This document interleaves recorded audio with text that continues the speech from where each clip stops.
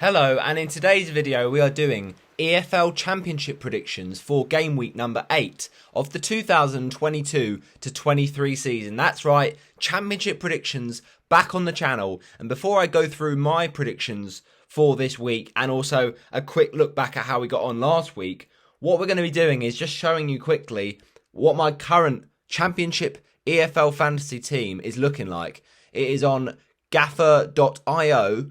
And that is my team locked in for this game week. We had a very good game week 7, it's got to be said. We played a chip called Midfield Dynamos, where your midfielders get more points if they score. And it went quite well. 24 from Chair, very good. 12 from Swift. Pedro came with a nice return assist against Middlesbrough. And, you know, a nice return for 10 points. Brownhill, very happy with that. And we had a big green arrow up to 1.6 overall rank. So very, very good 1.6k. Previous game week, we got ourselves 60 points. Very, very gutted to not captain Pedro that week, but it is what it is. That was the game against QPR. He did really well. And then we, of course, had nice return from Ince, some performance bonus points. And, of course, Chair is doing really, really well at QPR. The previous game week, we had a nice 64 points. Swift with an absolute massive haul. And I also got return for Ince. And a 7-pointer from Backman was really nice. But that was the week I captained Pedro. And that was the game against Preston. Unfortunately, he didn't actually turn up in the squad due to an injury. But I was also gutted to see Hassan Kamara left on the bench. I'd forgotten the fact that he was back from suspension because the Birmingham game was the only game he couldn't play because apparently they got it was a 1-game ban rather than a 3-game ban, and I had no clue about that. So very frustrating one. The previous game week was very nice, other than McIntyre, who for some reason ended up on my bench and scored. So it was really unfortunate. And I bring in Vyman, and he does very little, so quite frustrating really. And then game week 3, it was all right. Pookie was stinking it out as usual. Chair was smashing it up, and Backman did amazingly well with those saves that he did in that Burnley match. But yeah, ultimately, can't complain too much. Then game week 2, it was a bit of a stinky one. All round, really. Ajaria with a nice assist. But that's about it, really. Not much to shout home about. And then game week 1, where it all began with that nice Swift return and the Backman and Kamara returns was really, really good. And of course, we all know Pedro got the goal against Sheffield United on the opening day. So it's been a bit of a difficult start to the season. I've had a lot of red arrows, but recently we've been better. And hopefully this game week can really smash out the park. We've got Backman away to Rotherham. Good fixture. Hopefully a clean sheet for Watford. Although Rotherham have been impressive and they are quite high up at the table, Backman has just been fantastic this season. So he's been a good own from the start, and hopefully we'll get a clean sheet. I brought in Story. That's the only transfer I've made. I brought in Story for McIntyre. McIntyre from Reading was really not doing a lot for me. I mentioned how I had him on bench for that 13-pointer, but generally he's not been great to own this season. So I've gone for a solid Preston defender. The reason for that is Preston are actually jokes in terms of how they manage to get so many clean sheets. And this week they're up against a very toothless Birmingham side. I hate to say it. With Troy Deeney sat on my bench all season, he's not come in really. It's more just kind of I'm there. He's there because I'm loyal for Troy, but Birmingham have not been good. So I can see a clean sheet there for Preston, and hopefully that happens. I don't think Reading will keep one this weekend. Isaiah Jones, the attacking fullback, is basically a midfielder at this point. So he's a great out of position defender from Middlesbrough. Obviously last week was not ideal. Got booked and conceded 2 goals, but obviously he's got their attacking threat, and hopefully he can do something this week. Hassan Kamara, great to see him playing well in that Watford team, and he's got a nice fixture, as I say, with Backman. Hopefully a clean sheet, and hopefully a first championship goal of the season for Hassan. We've got Andrew who we brought in a couple of weeks ago. We're just going to persist with him. He's not exactly setting the world alight, but he's got potential. And we'll just see how that goes. Ince, he's all right. He's not been great recently, but got a performance bonus, I think, in one of the recent game weeks. It was this one. he's not doing masses, but I think he's still good enough to own. Swift is one of my best players this season. He's returned really, really well. But a tough fixture this week. Actually, I say this week. As you can see there, it's 7:05 at time recording, so very close to kickoff against Burnley. Tough fixture. I didn't want to captain him, but you never know. He could do well tonight. Chair, vice captaincy, mainly because I thought the fixture was better for Pedro. Away to Rotherham, it looks like a good fixture for Joao. Now that he's confirmed staying this window, which is a really good boost for Watford. So Chair is looking brilliant this season, and see what he can do this week. Brownhill, nice 10-pointer last week. Let's see if he can follow that up. And then Vyman. Since I brought in Vyman, he's been absolutely disappointing. I mean, it's ridiculous. This guy was scoring goal after goal after goal. I forced him into my team for game week 4. He gets 1 assist, which is just very, very poor. And then after that, it's just been blank after blank. So this is the week, Vyman, to really explode. But not too much that I don't regret captaining you. Joao Pedro is going to get the goals. I'm sure of it. Bench, I've got Etheridge. Roberts, I benched him mainly because of the fixture for against West Brom is quite a hard one. I think West Brom will probably score in that one. There's got attacking threat from Roberts, so that's why he's first on my bench, but I just don't see the clean sheet. Cooper for Millwall against, I'm not even sure who they're against, but I just didn't really fancy the clean sheet when you look at the fixtures for the other players. And then Deeney, look, as I say, he's not really doing a lot, so he's just going to be a bench warmer. But that is my team for game week 8. Let's get into the juicy bit of the video, though. And ultimately, that is EFL Championship score predictions for game week 8. As I say, the first game at 8 o'clock is not far away. So get your predictions rapidly in the comment section below. And let's see what we're saying for the rest of the games this week. So, West Brom against Burnley. Now, obviously, in midweek, we had very interesting results in the Championship. We saw West Bromwich Albion draw with Wigan. A very interesting result that you'd expect West Brom to have got the 3 points. And I predicted a West Brom win, so no points for me there in the predictions. Ultimately, that was a shock. And, fair play to Wigan. Very, very good result. But do I think West Brom are going to drop points again against the Burnley team that, when it comes to it, has been doing fairly well under Vincent Kompany. I mean, they started a bit shaky, but now they're looking quite nice with 2 wins on the spin. So, I don't know. I think it's an interesting one, this game. We'll see how it goes, but I will say that Burnley do get a point. I think West Brom are going to be up there, come the end of the season. They're struggling a little bit at the minute, but I think that's not going to stay the same for a long time. I think it's going to be a very fascinating, entertaining game. And I'm going to say that this one ends West Bromwich Albion 2, Burnley 2. Yes, that's right. That's what I'm going for. It's a big prediction, but I just feel that there's goals in this one. I really do.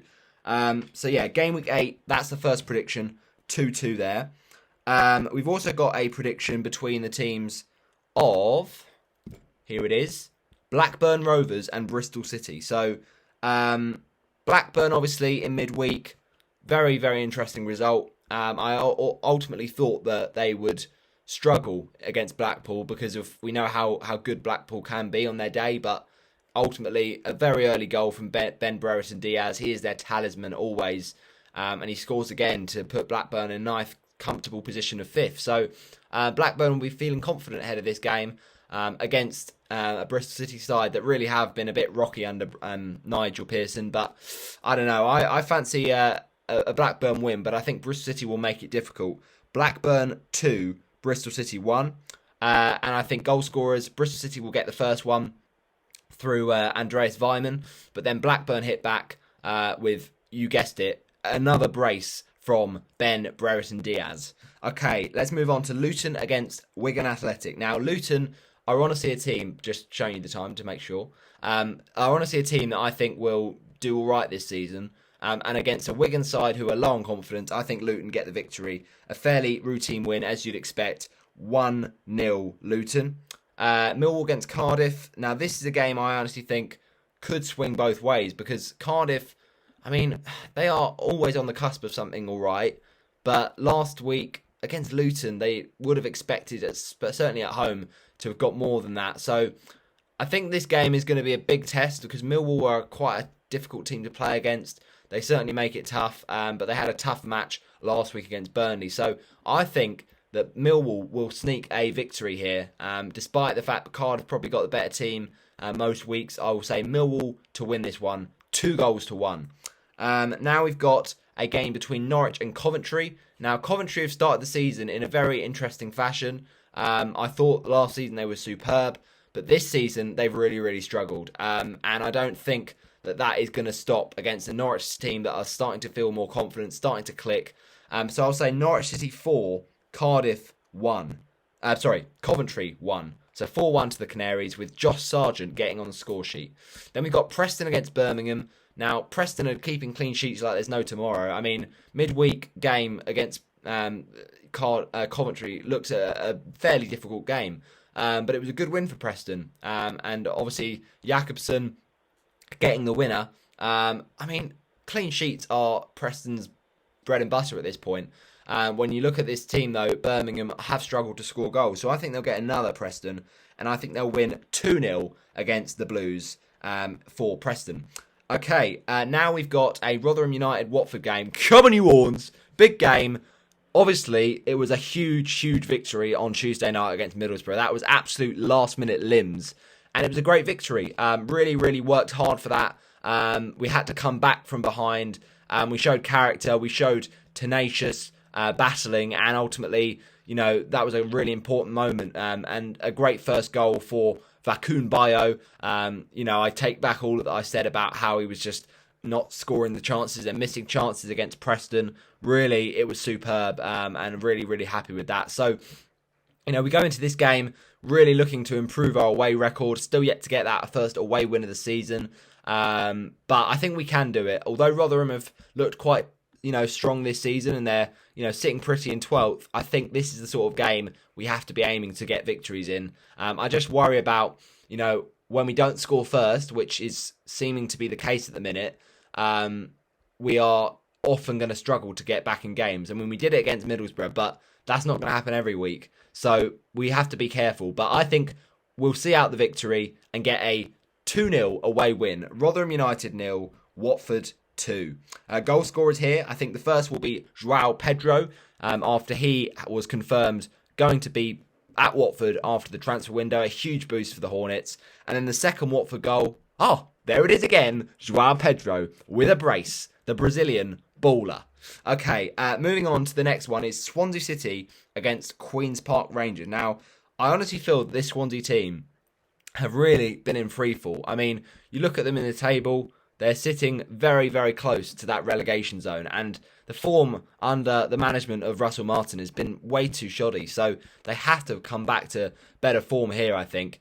You look at this fixture, though, against QPR, it's not going to be easy, because QPR I thought were superb against Watford, and then in midweek, that was the kind of game you thought, yeah, QPR, they'll probably do all right here, but, they did, I think it was the game, was it? Yeah, it was the game against Watford. So Hull, I think, went ahead, if I'm not mistaken. Oh no, they didn't. No, what am I on about? No, QPR won the game again. So it's 2 wins on the spin for QPR. I'm not sure. I think I got confused with another team there. But yeah, this is going to be a tough test for Swansea. I'll say Swansea City 1, QPR 2.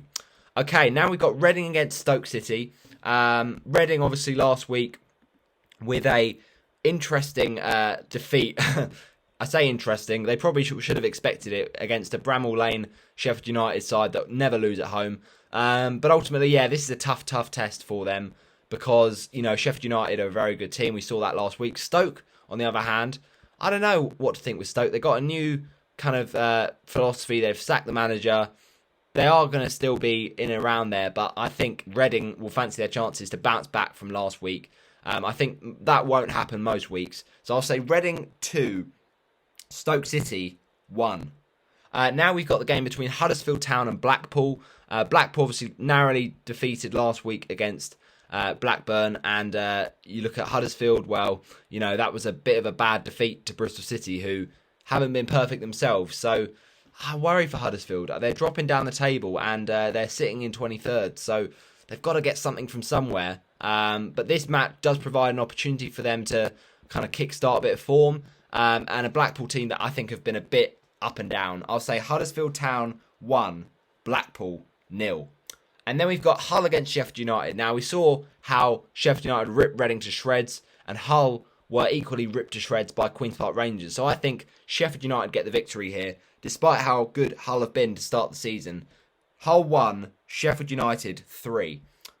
And that's the final game there. You can see Middlesbrough against Sunderland. What are we saying for this massive, massive, derby? It is huge. It's the not quite the Time Weir derby, but the the one after that, basically, with Middlesbrough against Sunderland. This is a lot of bad blood and a lot of competition. And ultimately, if Sunderland pick up a bit of form, then you never quite know. They might even find a way to, the Tyneside. I guess it's the Teesside, isn't it? The Teesside derby. But yeah, look, when it comes to it, this is or is it the Tees Wear derby?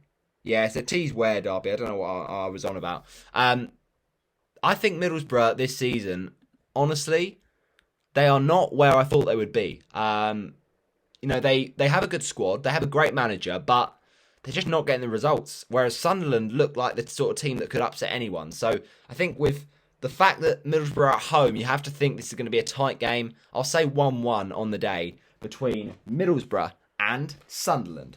So there we go. Those are my 12 predictions for match week number 8 of the 2022-23 season. I hope you have enjoyed.